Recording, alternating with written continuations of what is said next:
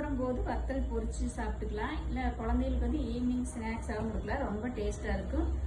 ஹேய்மா, எல்லாம் நல்லா இருக்கீங்களா? நாங்கள் ரொம்ப நல்லா இருக்கோம். இன்னைக்கு வந்து தண்டு வடகை எப்படி போடலான்னு பார்க்கலாம். தண்டு வடகம் போடுறதுக்கு தண்டு வந்து நம்ம கட் பண்ணி வச்சுருக்குறோம். தண்டு வந்து அரைச்சி வச்சுருக்குறோம். வரமிளகாய், கருகாப்பில், சீரகம் ஒரு கப் அரைச்சி வச்சுருக்கோம். 3 கிலோ அரிசி வந்து அரைச்சி வச்சுருக்கோம். சுடுதண்ணி வந்து இப்போ காய வச்சுருக்கோம்.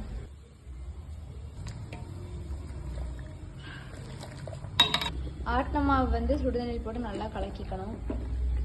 அரைச்சி வச்ச தண்டை வந்து இதுக்குள்ளே போட்டுக்கிறோம். நல்லா கலக்கி விட்டுக்கலாம்.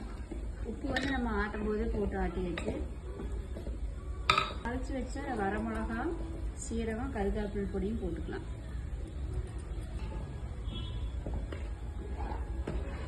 இது கொஞ்சம் கலராக நல்லா இன்னும் காரமாக இருக்குன்னா கூட மிளகா பொடி கொஞ்சம் சேர்த்துக்கணும்.